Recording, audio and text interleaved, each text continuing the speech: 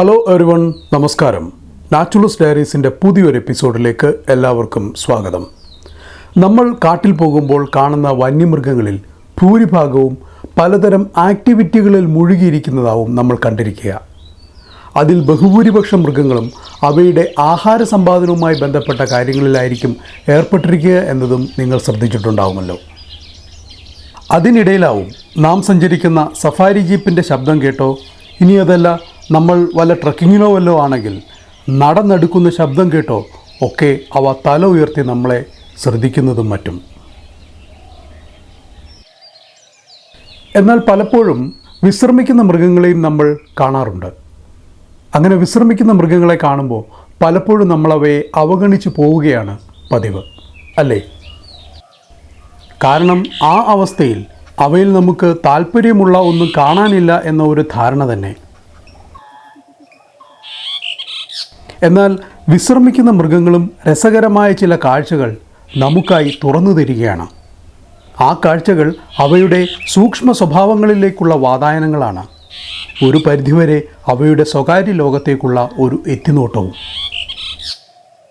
അങ്ങനെ പല സമയങ്ങളിലായി വിശ്രമിക്കുന്നതും ഉറങ്ങുന്നതുമായ ചില കടുവകളെ ചിത്രീകരിക്കുവാൻ എനിക്ക് അവസരം ലഭിച്ചപ്പോഴാണ് ഈ കടുവകളുടെ വിശ്രമവുമായി ബന്ധപ്പെട്ട ചില കാര്യങ്ങൾ പ്രേക്ഷകരുമായി പങ്കുവയ്ക്കണം എന്നെനിക്ക് തോന്നിയത്. വന്യമൃഗങ്ങളുടെ വെറും കാഴ്ചകൾ മാത്രമല്ലാതെ അവയുടെ സ്വഭാവങ്ങൾ കൂടി കാണിക്കുവാൻ ഉദ്ദേശിച്ചിട്ടുള്ള ഈ ചാനലിൻ്റെ അത്തരമൊരു പുതിയ എപ്പിസോഡിലേക്ക് ഒരിക്കൽ കൂടി സ്വാഗതം.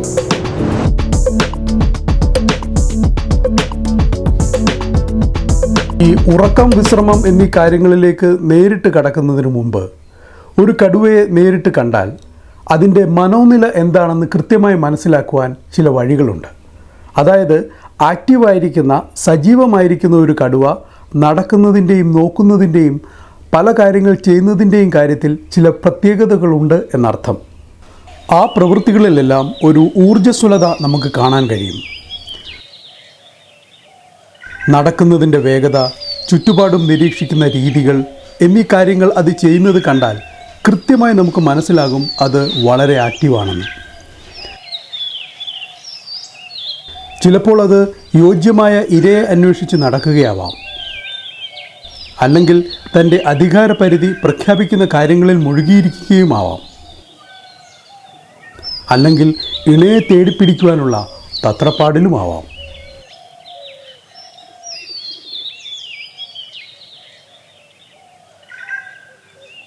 ഈ ഓരോ ലക്ഷ്യങ്ങളും മനസ്സിൽ വെച്ചുകൊണ്ട് നടന്നുകൊണ്ടിരിക്കുന്ന കടുവയെ കാണുമ്പോൾ തന്നെ നാം മനസ്സിലാക്കണം അത് ഉടനെ എങ്ങും വിശ്രമിക്കാനുള്ള സാധ്യതയില്ല എന്ന്. ഇങ്ങനെ ഏത് ലക്ഷ്യത്തോടു കൂടി നടക്കുന്ന കടുവയാണെങ്കിലും ദീർഘദൂരവും സമയവുമൊക്കെ അതങ്ങനെ ചെയ്തു കഴിയുമ്പോൾ സ്വാഭാവികമായി ഉണ്ടാകുന്ന ചില ശരീരക്ഷീണത്തിൻ്റെ ലക്ഷണങ്ങളൊക്കെ അത് പതിയെ പതിയെ പ്രകടിപ്പിച്ചു തുടങ്ങും. അതും സൂക്ഷ്മമായി നിരീക്ഷിച്ചാൽ നമുക്ക് മനസ്സിലാക്കാൻ കഴിയും. നടത്തത്തിൻ്റെ വേഗത കുറയുക, കാലുകൾ ഇഴച്ചിഴച്ച് നടക്കുക എന്നതൊക്കെയാണ് ആ ലക്ഷണങ്ങൾ.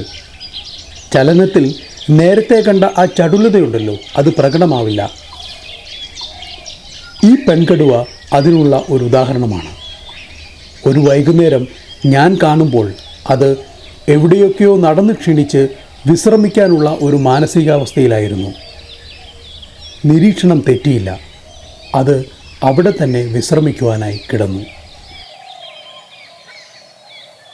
ഇങ്ങനെ വിശ്രമിക്കുവാൻ കിടക്കുന്ന ഒരു കടുവയെ നിരീക്ഷിക്കുവാൻ തീരുമാനിച്ചപ്പോഴാണ് അവയുടെ വിശ്രമവുമായി ബന്ധപ്പെട്ട ചില കാര്യങ്ങൾ എനിക്ക് മനസ്സിലായത്. അതിലാദ്യത്തേത് അവ വിശ്രമിക്കുവാൻ വേണ്ടി തിരഞ്ഞെടുക്കുന്ന സ്ഥലത്തെ പറ്റിയുള്ള കാര്യങ്ങളായിരുന്നു. ജീപ്പ് സഫാരിയുള്ള ടൂറിസം സോണിലാണെങ്കിൽ റോഡിൽ നിന്നും അകലെ ഒരു കുറ്റിക്കാട്ടിലോ നല്ല തണലും തണുപ്പുമുള്ള ഒരു തടത്തിലോ മറ്റോ ആയിരിക്കും അവയുടെ വിശ്രമസ്ഥലം. പലപ്പോഴും ചിത്രീകരിക്കാൻ വളരെയേറെ വെല്ലുവിളികളുള്ള ഒരു കാര്യമാണത്.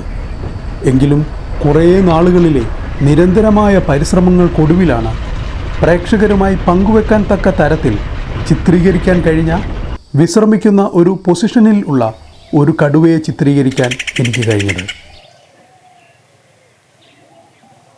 ഈ പൊസിഷൻ്റെ പ്രത്യേകത അത് ഇരിക്കുകയാണോ കിടക്കുകയാണോ എന്ന് കൃത്യമായി പറയാൻ പറ്റാത്ത ഒന്നാണ് എന്നതാണ്. ശരീരത്തിൻ്റെ മുൻപകുതി ഇരിക്കുന്ന രീതിയിലും പിൻപകുതി കിടക്കുന്ന രീതിയിലുമായുള്ള ഒരു ശരീരനിലയാണത്. വശങ്ങളിൽ ചെരിഞ്ഞു കിടന്ന് മുൻകാലുകൾ മുന്നോട്ട് നീട്ടിപ്പിടിച്ച് തല ഉയർത്തിക്കൊണ്ടുള്ള ഇരിപ്പ് സൂചിപ്പിക്കുന്നത് പാതി റിലാക്സ്ഡ് ആയിട്ടുള്ള ഒരു പൊസിഷനാണ് എന്നതാണ്.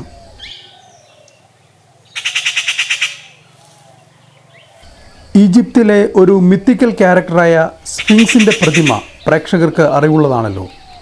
ആ രൂപത്തിലുള്ള ഒരു പൊസിഷനായതിനാൽ ഇതിനെ സ്ഫിങ്സ് പൊസിഷൻ എന്ന് വേണമെങ്കിൽ വിളിക്കാം. ഈ പൊസിഷനിൽ നിന്നും ഉറക്കത്തിലേക്കോ എണീറ്റുള്ള നടത്തത്തിലേക്കോ അത് തുടർന്നേക്കാം.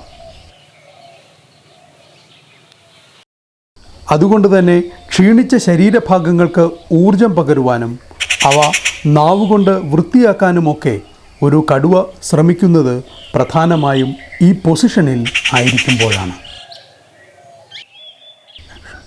മറ്റൊരിക്കൽ സൂര്യാസ്തമനത്തിനും ശേഷമുള്ള ഒരു വൈകുന്നേരം ഒരു കടുവയെ ഇതേ പൊസിഷനിൽ ഇരിക്കുന്ന രീതിയിൽ കാണാൻ കഴിഞ്ഞു.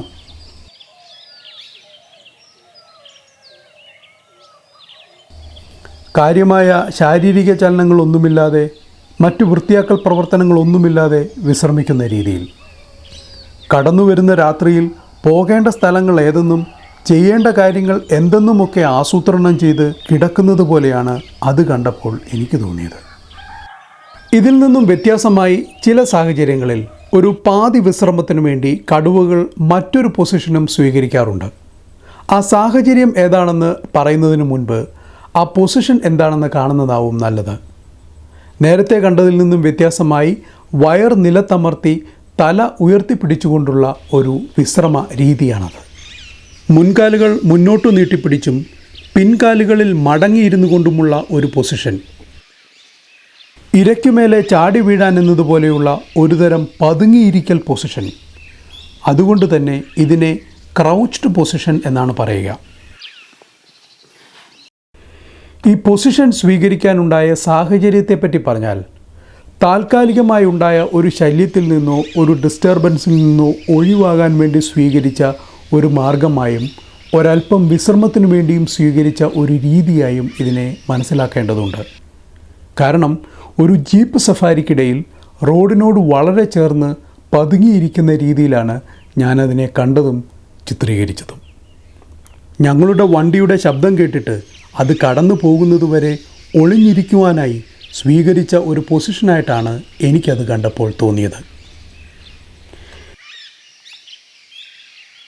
ഇങ്ങനെ വയറമർത്തി കിടക്കുമ്പോൾ അറിഞ്ഞോ അറിയാതെയോ അത് കടുവയ്ക്ക് മറ്റൊരു രീതിയിലും പ്രയോജനപ്പെടാറുണ്ട്.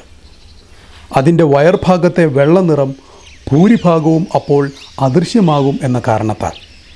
കാട്ടിൽ വെള്ളനിറം പെട്ടെന്ന് കണ്ണിൽപ്പെടുന്നതിനാൽ അതിന് കാരണമായ മൃഗത്തിൻ്റെ സാന്നിധ്യം പെട്ടെന്ന് തിരിച്ചറിയാനുള്ള സാധ്യതയുമുണ്ടല്ലോ.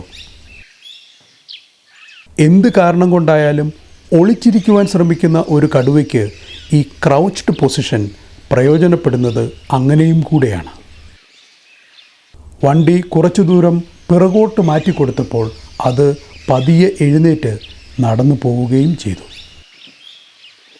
ഇങ്ങനെ കടുവയുടെ ഉറക്കം ഒരു വിഷയമാക്കി എടുക്കുമ്പോൾ അത് വിരൽ ചൂണ്ടുന്നത് എല്ലാത്തരം വന്യമൃഗങ്ങളുടെയും വിശ്രമ രീതികളിലെ രസകരമായ നിരീക്ഷണ സാധ്യതകളിലേക്കാണ്. കടുവ ഒരു ഉദാഹരണം മാത്രം. എന്നാൽ ഈ പറഞ്ഞ പൊസിഷനുകൾ അല്ലാതെ മറ്റു ചില രസകരമായ പൊസിഷനുകൾ കൂടി കടുവകൾ റിലാക്സ് ചെയ്യുമ്പോൾ സ്വീകരിക്കാറുണ്ട്. കൂടാതെ അതിനൊക്കെ സാക്ഷിയായപ്പോൾ എനിക്കുണ്ടായ ചില തിരിച്ചറിവുകളും. എന്നാൽ അവയൊക്കെ കൂടി ഉൾപ്പെടുത്തിയാൽ ഈ എപ്പിസോഡ് വളരെ നീണ്ടുപോകും എന്നതിനാൽ അടുത്ത എപ്പിസോഡിൽ അവയൊക്കെയുമായി വീണ്ടും കാണാം എന്ന് പറഞ്ഞുകൊണ്ട് തൽക്കാലം നിർത്തുന്നു. നന്ദി, നമസ്കാരം.